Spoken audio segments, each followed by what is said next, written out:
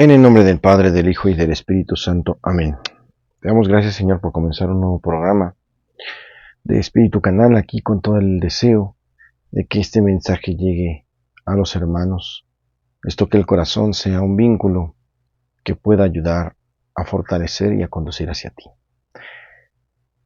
Gracias porque ha sido así en muchos momentos, lo hemos sabido, lo han comentado, y pues ese es el objetivo. Bendito seas y encomendamos a tu nombre a todos los que se encuentran en este momento en cursillos. En el nombre del Padre, del Hijo y del Espíritu Santo. Amén. Bienvenidos todos a Espíritu Canal.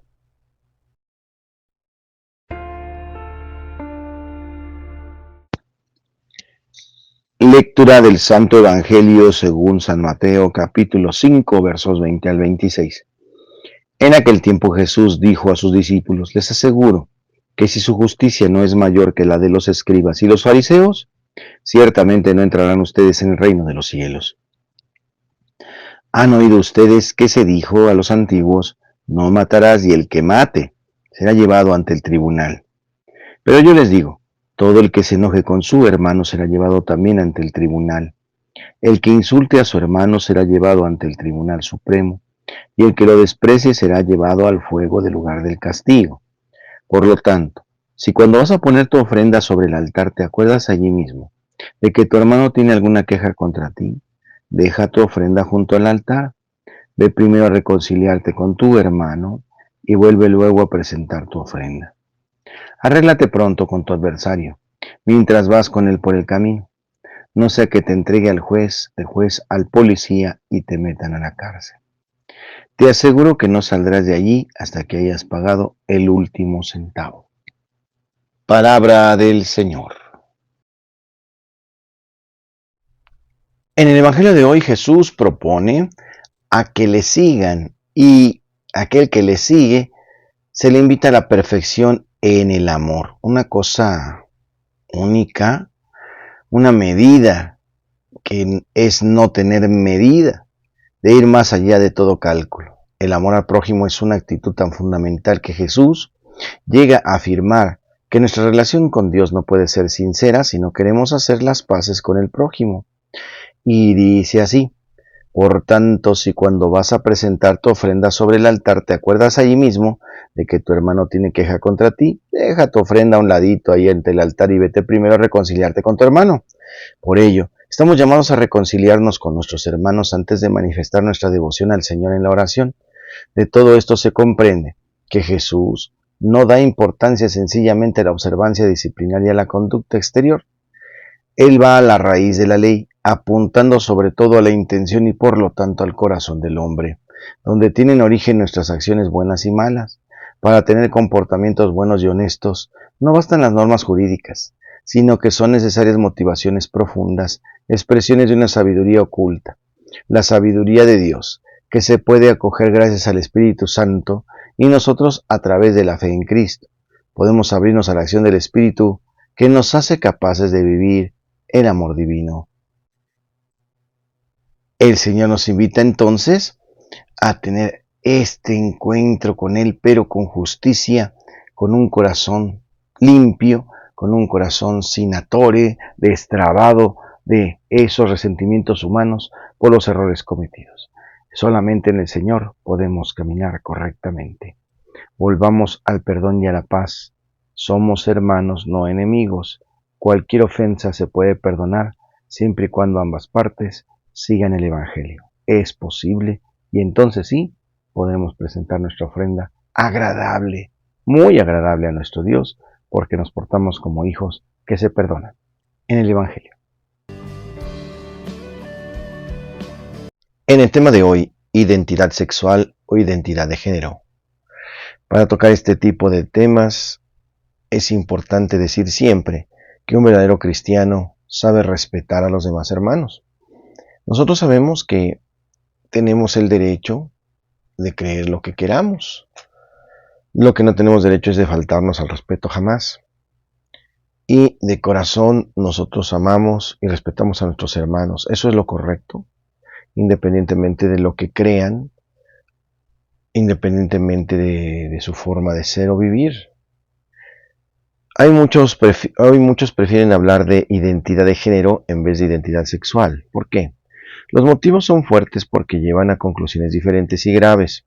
Por identidad sexual se entiende la suma de las dimensiones biológicas y de conciencia de un individuo que le permite reconocer la pertenencia a un sexo o a otro, es decir, ser varón o mujer. En lo que se refiere a la identidad de género, la Enciclopedia Británica señala que la gender identity consiste en la concepción propia de un individuo sobre si es varón o mujer, distinto de una situación biológica. Como se puede apreciar, identidad sexual e identidad de género no son lo mismo. Los que hablan de identidad sexual hacen hincapié en la realidad biológica y en la conciencia que el sujeto va teniendo en su crecimiento de sí mismo. En cambio, los que prefieren hablar solo de identidad de género subrayan el aspecto psicológico y social, dejando aparte el aparato biológico que hace la diferencia entre el varón y la mujer. Sin duda es importante el aspecto psíquico y social, pero esto debe ayudar a ser lo que biológicamente uno es, dejar a un lado lo que físicamente uno tiene, es ir en contra de la misma persona, en contra de la naturaleza. La defensa de la identidad de género se hace en aras del respeto que se debe a todas las personas que sufren anomalías sexuales, sea por motivos psíquicos, sociales, sea por motivos biológicos. Sin duda, a toda persona que nace con algún defecto se le debe mayor respeto que a otras. Esto lo exige el Evangelio y las buenas maneras de la sociedad. Pero servirse de esas formas de relaciones interpersonales para fomentar lo que va en contra de la naturaleza es interesante, huele un poco a malicia. Es verdad que el aspecto psíquico-social influye mucho para que uno vaya formando una idea de lo que puede ser. Exactamente. Por eso los homosexuales o las lesbianas se han multiplicado mucho en estos últimos años, ya que se ha promovido la teoría de género y bueno, aquí están pues estas situaciones. Nos preguntan que si los homosexuales son amados por Dios, por supuesto que sí. Cualquier pecador, todos nosotros, pecadores, somos amados por Dios y muchísimo. Dios siempre va a estar a favor del pecador buscando su retorno, buscando su conversión, pero nunca va a estar a favor del pecado. Hay muchas polémicas al respecto de estos temas. Nosotros respetamos todas las opiniones, pero también los que creemos en Dios buscamos lo que Dios dice, su palabra. Su intención lo conocemos a través de la Biblia. En la Biblia, que contiene la revelación de Dios, leemos que al dar inicio a la humanidad, Dios creó al varón y a la mujer. Génesis 1:27. La complementariedad que estas dos personas dio vida a la humanidad. Todas las personas de sano juicio que admiten que lo natural es que un hombre se case con una mujer y que puedan así engendrar hijos. Pensar y actuar de esta manera no es ser retrógrada, no es ser tradicionalista, permítame el término, sino estar de acuerdo con la naturaleza que siempre hay que respetar. Vale la pena recordar el dicho: Dios siempre perdona, el hombre a veces, la naturaleza nunca. Esto suena a que una conducta mala no puede generar cosas buenas. La prueba nos la dan enfermedades nuevas de transmisión sexual que antes no se tenían, pero sabemos que las perversiones sexuales van dando estos frutos. La Biblia condena el ejercicio del trastorno de la sexualidad. Vale la pena leer la página que narra la destrucción de Sodoma y Gomorra, Génesis 19, 1-25, y San Pablo también en los Colosenses. Sabemos que muchos no creen en la Biblia, por eso no le hacen caso, la desprecian. Si no creen en la Biblia, bueno, pues creen en los hechos actuales. A pesar de tantos progresos científicos y la libertad en que viven los hombres, hoy son más infelices, dice el Papa Francisco. Un promedio del 10% de la humanidad, es decir, alrededor de 700 millones de personas, están deprimidas, no tienen ganas de trabajar, luchar o vivir. Así se constata que el independizarse de Dios, separarse de Él, es la muerte, y vivir según los mandatos de la soberbia y el egoísmo equivalen a encaminarse hacia la depresión y muchas veces hacia el desprecio de la misma vida, de la vida personal, dar el paso a quitarse esa misma vida. La fe es un don de Dios, pero también es un acto profundamente libre y humano. Por lo tanto, la propuesta es escuchar primero la voz de Dios y asumir la consecuencia. ¿Te cuesta trabajo? Ajá, claro que sí, pregúntenos si no cuesta trabajo. Por supuesto, obedecer a Dios es una de las tareas difíciles de esta vida, pero también es un esfuerzo que al final del tiempo nos trae paz, felicidad y tranquilidad. Hacer las cosas como Dios las manda. En el tema de hoy.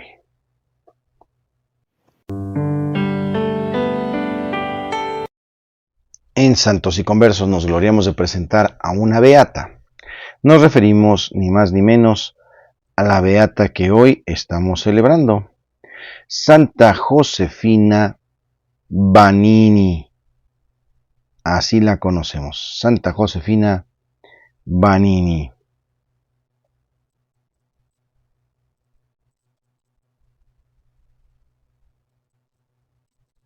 Vamos a escuchar un poquito de su vida. Santa Josefina Vanini, beata fundadora, que en el martirio romano aparece como Judith Adelaide Vanini, virgen que fundó la congregación de las hijas de San Camilo para servir a los enfermos. Esto en el año de 1911. Ella fue beatificada por Juan Pablo II el 16 de octubre de 1994. Bueno, pues Dios a veces se vale de los fracasos para manifestar su gloria en medio de los hombres. Judith Vanini se quedó pasmada al recibir la noticia de que ya no podía pertenecer más a la congregación de las hijas de San Vicente de Paul. No lo podía creer. Su vida en los últimos 23 años había transcurrido con estas buenas religiosas, pero su salud era muy frágil y fue invitada a dejar la comunidad. Judith había nacido el 7 de julio de 1859 en el seno de una humilde familia en Roma. Cuando tenía 7 años su padre y su madre perdieron la vida y entonces fue llevada a un hospicio que atendían las hijas de San Vicente de Paul, quienes la acogieron como una hija durante 17 años. A lo largo de este tiempo había aprendido a amar a Dios con intensidad y todo en ella era manifestación de una clara vocación a la vida consagrada. Para el año de 1883 fue admitida como aspirante a la comunidad a la que tanto debía, pero ahora, con casi 30 años, sin familia y sin conocer el mundo, tenía que empezar una nueva vida. A los ojos de alguien que no entiende las cosas de Dios, la situación de Judith podía parecer un rotundo fracaso. Su lucha interior era tremenda, ella quería ser fiel a Dios y parecía que el Señor le pagaba mal toda su entrega. Cargada de dolor vuelve a Roma, en donde se aloja en la casa de una tía, donde sus dos hermanos tratan de convencerla de abandonar toda la idea de ingresar a otra congregación. Los Camilos, comunidad dedicada al apostolado hospitalario, habían encargado al padre Luis Tesa la formación de una comunidad religiosa femenina que compartiera su misma espiritualidad. El padre Luis se fue a Francia a trabajar en el encargo recibido, pero entonces la persecución contra la iglesia en Francia deshizo el grupo de jóvenes que había formado y él tuvo que regresar a Italia. El padre Luis también parecía que las cosas no le estaban saliendo muy bien, pero era un hombre de Dios y un hombre de fe y sabía que el Señor le indicaría los signos en el momento oportuno. Para el año de 1891 la Providencia reunió en una capillita en Roma a Judith, que había ido a recibir unos ejercicios espirituales, y al padre Tesa, quien había llegado hasta allí para reemplazar a un hermano suyo en la plática espiritual. Luego de la plática, Judith, animada por la profundidad espiritual que había percibido en este sacerdote, le busca y le cuenta todo lo que le había pasado. El padre Luis, iluminado por el cielo, reconoció en Judith a la persona indicada para iniciar la nueva congregación que con el nombre de Hijas de San Camilo es fundada el 2 de febrero de 1892.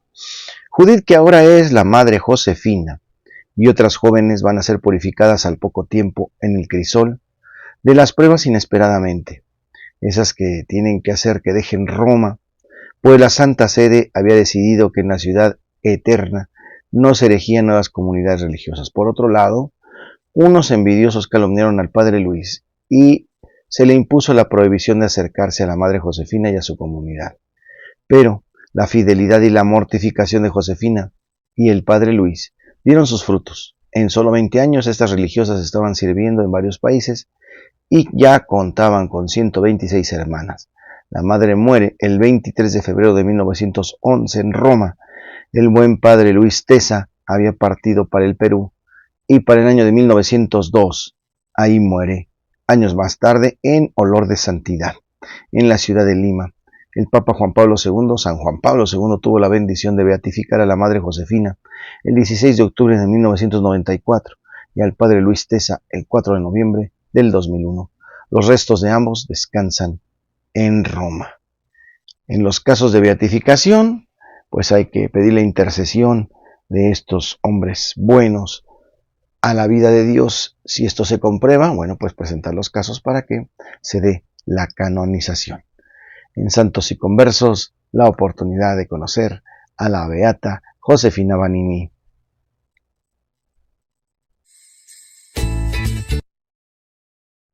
La rola se llama Vienen con alegría, del ministerio Nuestra Señora de la Merced. Adelante. Vienen con alegría, Señor, cantando, vienen con alegría, Señor, los que caminan por la vida, Señor, sembrando tu paz y amor.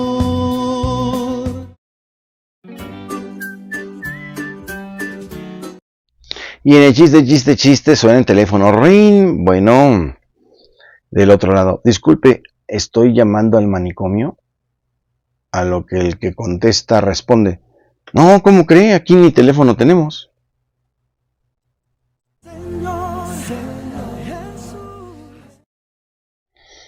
En curiosidades está entre ustedes.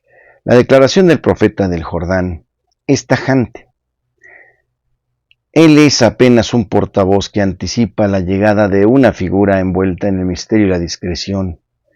Ya está en medio del pueblo de Israel, aunque vive con un perfil discreto, por eso nadie lo conoce. La pedagogía evangélica y evangelizadora de Jesús no es estruendosa, no es llamativa, impactante. En ese mismo sentido, la carta de San Juan nos recuerda una verdad estimulante y consoladora. Hemos sido ungidos por Cristo Jesús, de ahí que somos cristianos, es decir, ungidos por la fuerza de Cristo resucitado, para vivir como sus discípulos y seguidores. El Señor Jesús es nuestro referente principal. La labor del modelaje que todos necesitamos ha quedado plasmada en su Evangelio. Fuente permanente de guía y orienta el discernimiento de los discípulos de Jesús. Nuestro Señor es figura a imitar.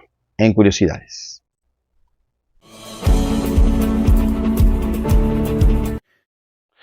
Y en la buena onda de hoy, pues nada, seguimos en nuestra formación de apologética, todos los viernes a las 12 del día, y vamos a recomenzar los sábados que hemos dejado un poquito. También quisiera decirles muy importantemente que en esta misma formación y oración vamos a tener la oportunidad de tempranito mañana, como habíamos comentado, estar en la jornada juvenil, que va a ser pues siempre algo grato, algo que nos renueva en energía, estar con los jóvenes y por supuesto promoviendo la pastoral vocacional, todo lo que es el camino a dar el paso a algo específico, la vida consagrada en todos los aspectos, aunque no solo la única vocación, también la vocación a la vida soltera santa o la vida de matrimonio santo, ¿verdad? Se promueven las vocaciones, pero muy específicamente y con mucho corazón, un poquito más especializado, a la vida de Dios, a todos los que quieren ser sacerdotes. Que yo, si alguno me escucha, acérquese conmigo, déjeme aquí un mensajito en los comentarios, porque simplemente necesitamos conectarnos un poco bajo la luz de Dios. Él es el que llama y nosotros ayudamos un poquito a quitar algunos residuos que no nos ayudan, que nos entorpecen, discernir, limpiar, ¿verdad? Para que demos el paso con más firmeza y con más alegría. Yo recuerdo cuando lo hicieron conmigo en algún momento, sintiendo yo el deseo de entrar, pero escuchando a los promotores vocacionales aclaraba más ese paso firme y serio en la vida. Es lo que queremos hacer ahora con las nuevas generaciones y bendecimos a nuestros seminaristas que le echan muchas ganas todos los días porque quieren ser pastores el día de mañana y se preparan con gran ahínco. En Espíritu Canal damos la bendición a ellos y a todos nosotros. El Señor les guarde, les proteja, les bendiga, haga resplandecer su rostro sobre ustedes y les conceda la paz. Que les bendiga el Padre, el Hijo y el Espíritu Santo, les acompañe siempre. Yo soy el Padre Jorge Arturo desde Santa Lucía. Te doy las gracias por acompañarme día con día Estamos aquí en Espíritu Canal terminando esta semana. Dios les bendiga, nos vemos el lunes. Hasta pronto. No se les olvide, a mí se me estaba olvidando decir, que este domingo tenemos misa de sanación interior a las 2 de la tarde en Santa Lucía y también unción de enfermos a las 2 de la tarde. Nos vemos ahí. Gracias.